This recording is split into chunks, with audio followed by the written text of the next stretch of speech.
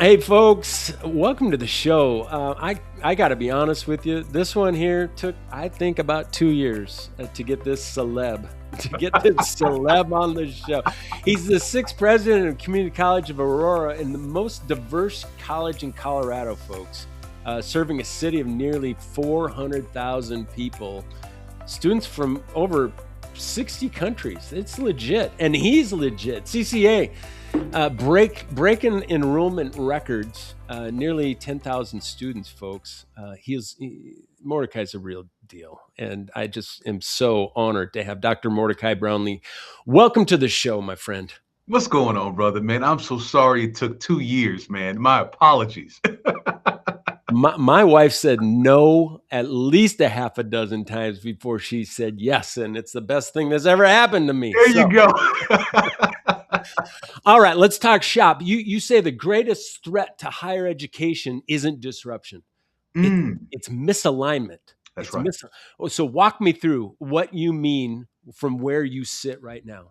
Yeah, great. Thanks again for having me on the show, Dr. Joe, and thank you for your leadership and all the work that you're doing.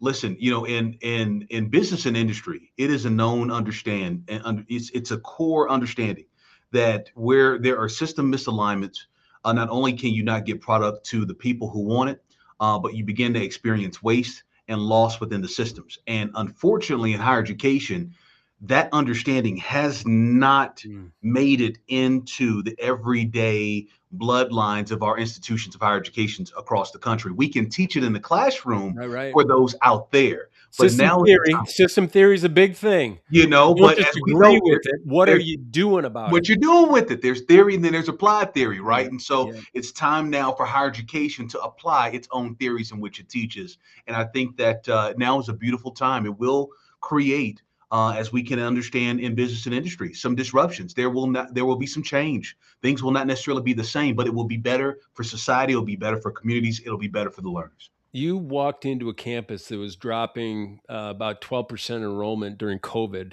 Yeah. Uh, Sectors declining across the nation. And then you break all time enrollment records while you're simultaneously just dust is flying. You're building first new campuses in nearly 25 years and adding $20 million to your reserves. You're launching a behavioral science or a behavioral health bachelor's degree. Either something is very lucky happening right in your wake right now, or you are building a system that other presidents should be studying. Which one is it? I think it's a little bit of both, right? Number one, let me name, I couldn't do all this work by myself. I'm very grateful for a state board, a chancellor. I'm very grateful for a community that entrusted having me as their president. And I think that it is, you hear sometimes, Dr. Joe, about there needing to be a fit with the president and the institution. And this was one of those beautiful marriages to where, as we were coming out of the pandemic or in the midst of the pandemic, that I was the right leader for this particular era in time for this institution, and the community was looking forward as well. So I think that what you're witnessing and what we're witnessing and experiencing is that beautiful marriage of opportunity and personnel with timing. And that timing piece is critical. But Mm-hmm. yes, we've been very responsive in terms of being able to hit the market and say, what is it that you need? Now let's dial up the systems. For this college, it was this belief that, not only are we the youngest in the Colorado Community College system, but being one of the smallest in the metros, and for years that was the mindset. That was the culture of, we are the best kept secret. We're the small youngest college over there. And when I came in, I said, listen, you all don't realize how beautiful you actually are. You're actually prime to be lean and be efficient and effective at meeting Mm, the needs in this new era of higher education. So size wasn't what we were going to be focused on. We're going to punch above our weight and let's do it together. And it's love been that. something pretty beautiful. It's all about impact, isn't it? That's it, man. That's it. All about impact. And when you think about just the national context, that it's the prevailing winds today. Yeah, more than 90% of jobs in Colorado uh, are requiring That's right. a degree beyond your high school, That's right. right? But only 25% of Hispanics, about 38% of blacks between 25 and 64 in Colorado hold an associate's degree or higher, That's right. right? The That's right. state is ranked near bottom nationally in higher ed funding. That's So right. when you look at how most community colleges are responding to that gap, the redesign, the new strategic plans, the new task force, all the committees. What do you see them doing that's just not really moving the needle like it should be? Well, listen, And conversely, where are you getting it?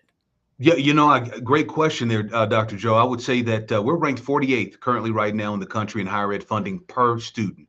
Now, there's some reports you can look at, and we'll bounce somewhere between 48 and 46th, but that's where we're standing. And I think it's important too for the presidents that are watching this. Often when people hear community college, they're thinking about a local tax base. We do not receive local taxation at all. So our three-legged stool truly is tuition and fees.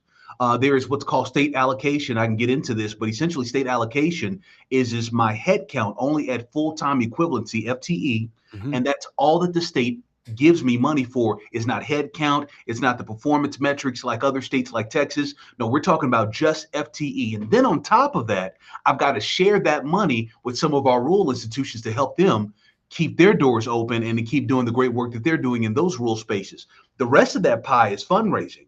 So what I would say then is to those that truly have local taxation funding bases, I would say that let's minimize some of those complaints and let's have a deeper conversation about how can we trace the alignment of that dollar from an alignment standpoint to the goals and the KPIs of your respective institutions to make sure that we're seeing the kind of outcomes we need to see for our students in our communities. And so I think a deeper conversation needs to happen about not being so busy and let's be more effective. Right, because you hire brilliant people and the system allows them to get really, really busy.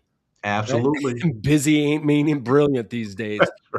Oh my goodness. You strike me as somebody that just you've got this business acumen, Mordecai. You're talking KPIs, you're talking alignment, you're talking about systems theory, not just in theory, but also in practice. One of your mentors gave you a line that changed your career. He said, systems will only do as they are designed to do. That's Right? right. You looked at that and you decided to redesign a system. This isn't your first one, and it may not be your last one, but you're doing it right. What has CCA had to actually dismantle? Let's talk about it because I don't believe we've got too much activity where people are building on top of an existing system that's not working. And if That's you right. don't build that foundation first by dismantling, right? What are you in the process of dismantling while you're also rebuilding? Well, I'll tell you, one of the things that we did here at Community College of Aurora and Jobs for the Future was kind enough to send a film crew from Washington, D.C. to just figure out how we pulled this off. And again, Wow. this is not about me, this is No, no, about no, no. us. We had a conversation with our faculty. And I want to name this truly as a takeaway. I'm tired of there's too many conversations that I hear of college presidents talking about faculty like there's some folks over there, my faculty and them over there. This is part of the issue. We need to talk about us. All of Mhm, us together are mhm. educators. There is no us and they. There's only there. I mean, there's no me and them. There's us. That's what I should be saying. And so I think the spirit of that is saying, okay, how do we unify ourselves under the banner of educators serving under this particular mission that we have here at Community College of Aurora? It led to a deeper conversation with our faculty about, listen, I don't want to be at another commencement watching a student walk across that stage, crying tears, got balloons. We know they're going out to eat afterwards, but we know darn well that that credential Mm, is not going to lead them to upward economic mobility. So now the question becomes is are we going to play a role in perpetuating cycles of poverty? I know I'm not interested in it. And we had that conversation among the academy, and they said they're not interested in it. So then I had to do something that I knew system that I had to make a shift as president that I now had the opportunity to do. And we had already did some homework too to make sure that I could make this statement. I promised the academy that we need to innovate our programs and we need to stop teaching programs that are not leading to livable wages. But here's the fear factor I had to remove, and that is I told the academy no one would lose their jobs by us doing this exercise wow. because we understood and had already did a study to realize how underutilized our faculty already were. And in the key areas that would have been impacted, we looked at their regional accreditation alignment and realized that they could teach in the programs in the areas where we needed them. So it wasn't a matter of someone losing their job. By taking that fear factor, the livelihood fear factor off of the table and saying, let's innovate this for our students. The faculty came back and said over 50 programs, they said, you know what? It meets the threshold. Let's close it. And I came back and said, whoa, whoa, whoa, that's too many. Are That's too you many. kidding me? Yeah, that's too You many. did not face the resistance that you expected right out of the No. gates?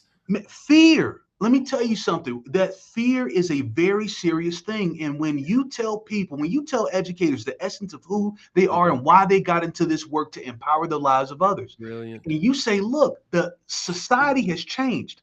I'm not here to take food off your table, but we do have to put food on their table. Amen. Let Oh me my tell you, God. something begins to happen, and that's what began to happen at this institution. We all ended up agreeing, and this is with the faculty, the department chairs, the deans, up into the provost. We agreed with 30 programs, and we were able to sunset those programs, move students into in-demand spaces, and then because you already heard my funding model, I had to reallocate the resources that were going to those programs that lost, and we're able to use that to start the new bachelor's of I'm applied. really, really interested. Did you have to put a lot of ink on paper to go, okay, are we agreeing to this? Are we agreeing to this? Or was there just a general assembly of trust, respect, handshakes to say, let's get this thing done that made that happen? I would say both because the relationship is what carried it. But in order to ensure this Yeah. thing called trust, we Yeah. had to outline it. And I Okay. would say that it started with us agreeing to the various metrics that we could collectively say these are the things that we should be paying attention to. Yes, we should be looking at the seat count. Yes, we should be looking at enrollment counts. Yes, but let's also take a look at employability. Like we're teaching for a program to where if we look at our immediate market, no one's even hiring for it. Yeah. So then Yeah. why are we teaching it? We're a community college. And so there are some institutional missions that they can teach and educate for programs that are not in their immediate market area. But that is not something that I personally think that community colleges should ever be doing. Woo! Yeah, in demand and profitability is not, it's the new game. Yeah. Back in the day, you'd open up the doors and say, I don't know, what do you want to teach? We weren't talking with the employees across the curb. And our programs were probably more important than partnerships back in the day. But now Mhm. partnerships are driving the programs. And you get that. And your background in mass communication, political science, and educational leadership, you're not a traditional academic. You're No, you're a system thinker, that's right. okay, who's doing a lot of system working right now, and operating a communication operating system to ensure that a clear message is flowing with the coefficient effect all the way down to the employee faculty level. So there's a clear level of understanding, and down at those levels, I understand from a system, it can feel a little bit like ignored and also Mhm. like invisible. Yeah. So the fact that you're pulling this off, all of this off with a high degree of connectivity and relationship, how has that wiring really shaped the way that you lead? Specifically, the way that you think about employer partnerships, right? Think about across the curb now, Yeah. and workforce alignment. Yeah. Yeah. That Yeah. maybe a provost track president wouldn't be thinking that way. I would tell you, I think that there is this renaissance that is occurring in higher education. I think that there is an evolution that is occurring in higher education to where what was the traditional track is no longer, perhaps, given the particular situations. This is not to say a strike from those that are on traditional tracks. That's not what I'm communicating here. But I am saying that the door is now more wide open for those that have not been in traditional tracks to be able to lead in these executive roles. And so I think there's beauty in that. I remember being in student affairs and being told, hey, Mordecai, if you want to be a college president, you may want to change, maybe go on the other side of the fence there and be in the academy because they don't really make presidents that are coming through student affairs. And being a part of that first generation to realize, wow, we're watching now the first class of student affairs professionals that were being made presidents. And then I would consider myself probably being in that second, if not third, arguably, cohort of presidents that came through saying, you know what, it's now time for student affairs presidents to lead. And I've written an article on that with NASPA. But here's the thing, I think that everyone, based on your personal mission, because Dr. Joe, I've got the show Discovering Your Mission. It's all about whatever your personal mission, where it aligns with an organizational, institutional mission. You realize then that you can remove the barriers and the ceilings that we place on top of ourselves that limit our ability to be able to fulfill our purpose and to be able to enable others to Mm. fulfill their purpose. So I think it's so important to find that marriage and that alignment. So good. So good. I'm a huge proponent of you must become before you can build, and you got to build before you can lead. And the become is really on your side of the street. Some of the things that you need to just take care of yourself before you can get out there and accept anything where you're influencing and empowering other people. So you've been very open about overcoming your imposter syndrome. Yes. Can we talk about that? Let's do it, man. Okay, so you said the bias and fears. You talked about fears earlier, of others became kind of that lens that you saw through which you viewed yourself. So other people's opinions of you became kind of that shadow identity of you. You maybe had stopped just seeking external validation to realize your own value. So that's not a small thing, boss. That is not a small thing No, to it's admit publicly, no, right? it's not. No, Looking back, what did you learn about yourself in that process that really changes how you lead today and how you influence other leaders within your influence to lead? yes, yes, yes. I would tell you there's two things, and I was just talking about this at the American Association of Community Colleges. I'm one of the faculty that teach in rotation for their new CEO Academy or their Future Presidents Institute or Future Leaders Institute. And I say there's two things that I think that everyone needs, and I received my breakthrough when I did these two things. One is I believe that every educator, especially, but every person that's watching this, listening to this, you need a therapist. Get Mm, yourself a therapist because part of this journey I could not do on a large part of it. When it came time for impact and certainly being over in a situation in a role where I'm responsible for the livelihoods of others, if I have failed to heal, if I'm not careful, those scars, those bruises, those hurts show up. And I don't ever want to be a part of creating harm in someone else's life. So, one, get yourself a therapist. But so good. two, depending upon where you are with your journey, it may be an executive coach, it may be mentorship, but someone that is truly vested, like stock, invested in you winning. They're not there to care about the feelings and the feel goods. You got folks that do that. But I'm talking about the kind of investment where folks are aimed on getting you where you need to be because they're vested in your future. So those were the two Mm, things that I did that were the breakthroughs for me. And what I would say is, and you nailed it, Dr. Joe, I had to go through the process of one, forgiving myself, two, forgiving others, but three, now looking at these systems of validation that I had surrounded myself with and realizing that, and I don't mind saying this as a faith believer in Jesus Christ, allowing trusting that God had put me in certain rooms and I was supposed to be there. I didn't need to be validated to be yes, there. yes, yes. So that was a whole thing to have to figure out because there was people I was looking up to and waiting to validate me and they Mm, weren't validating me and I was getting hurt by it. There was another crew that was looking and saying, "You're too young to be in this room." But I'm here. So folks, when they think about ageism, I think they're thinking more upward stream, but they're not realizing I was the butt end of millennial jokes. I mean, I lost track and had to keep a straight face, and you can't show you're hurt. And so it was part of those different refinements and spaces and places that I ended up, I'm grateful to say, it didn't deter me from realizing my purpose. But there are those that I know it sent them on a whole nother track. And so I think it's just important to create within yourself systems that you can rely on, certain fail safes to catch you, to make sure you keep moving forward and be brave enough to move out of situations that don't really care for you. folks, we talk about enrollment, we talk about retention, we talk about graduation rates, but we don't talk about that issue enough because I do believe, honestly, that the wound has built the system, and then the system potentiates the wound, and we wonder how to escape this thing. It's we have to get really, really healthy leaders in positions of leadership to rebuild this broken system as healthy and secure and stable leaders. So, we're going to put that on replay and replay and replay. Vision 2031. I'm thinking 2031 right Yeah. now. Let's just AI has disrupted more than we could even imagine right now. How students are finding, how students are choosing, and how students are experiencing education. We know it's going to happen, That's right. right? The demographic shift in your great city has continued. It's not going to get any less diverse, No, right? It's not going to get no, any smaller, that's right. right? The That's right. community is larger, more diverse, more economically probably stratified, even, Yeah. right? Yep. Um, so that misalignment problem in higher education is it's going to be either better or worse than it is today. Where's the CCA landscape?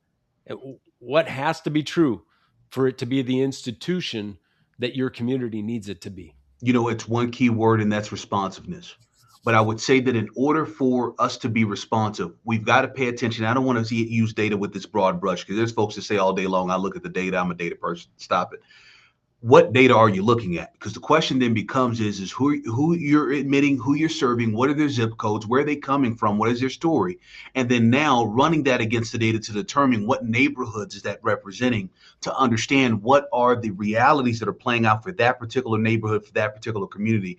And that charge of responsiveness means that what I do over in Commerce City, which is now one of the fastest growing areas because of just plain out affordability.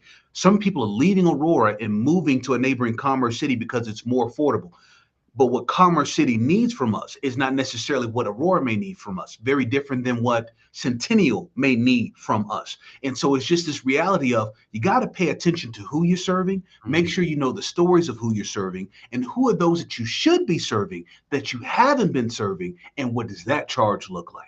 So it's I think we're so past this idea of just serving those that are showing up in the classroom. It's the responsibility, especially of community colleges, to realize that there's a whole slew, there's a whole community of people that need us, but they don't know how to get to us, or they're fearful to get to us, or they don't think that they belong with us. And then now we've got to go to them and do that outreach. So it's very important to make sure you have the right data and systems and responsiveness in play.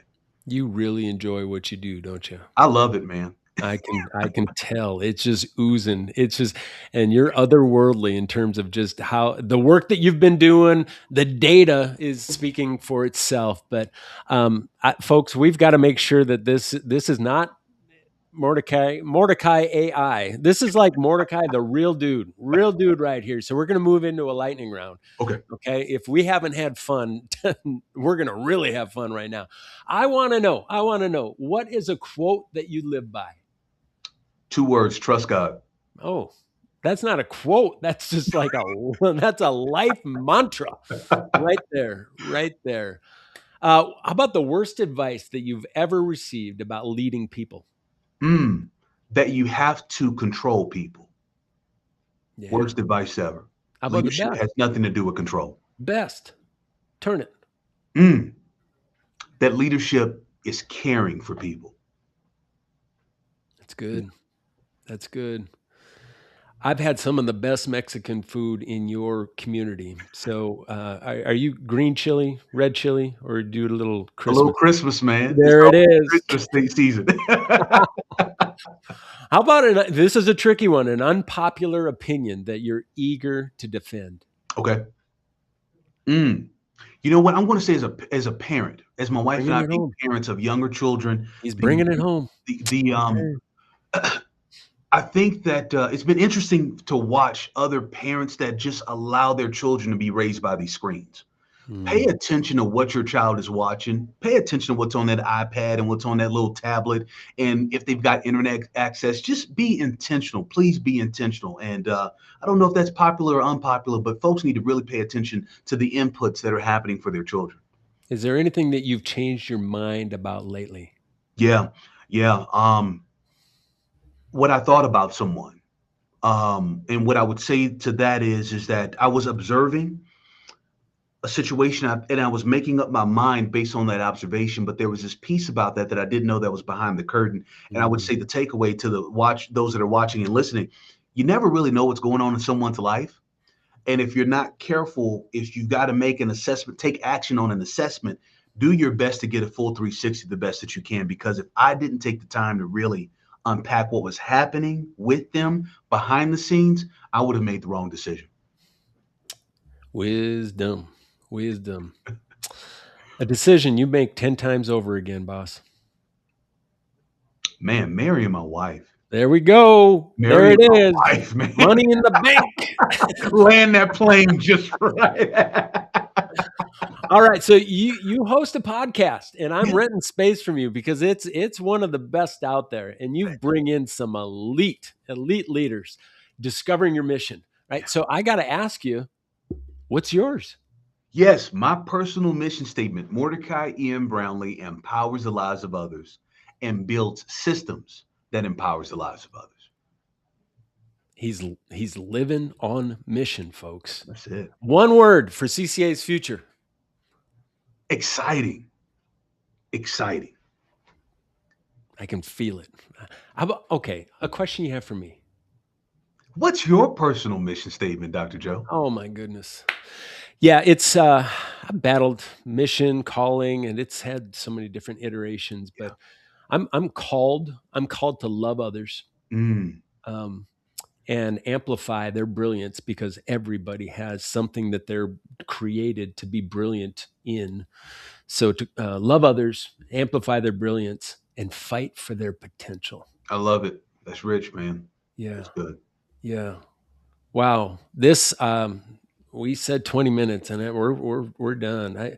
Everybody, Dr. B, this has been such a gift. Thank you. Thank you. Let me ask you just last question. If there's Yeah. somebody out there, maybe like an emerging college president, or Yeah. somebody like a director or a specialist right now that can see up and go, you know what? I've been watching this guy. I believe that I think I could lead at that level someday, but I'm surrounded by a bunch of voices that are telling me different right now. What's a piece of encouragement that you just want to leave them with today? I'll say this as quickly as possible. Number one, don't pay attention to those voices. Number two, protect your dream. Not in every room can you share your dream. There were places where I shared and would say, as a coordinator, as a director, I want to be a president, and got laughed at. So protect that, right? Again, that's not your system of validation. But I would say, from a strategic standpoint, what you want to do is reverse engineer your career.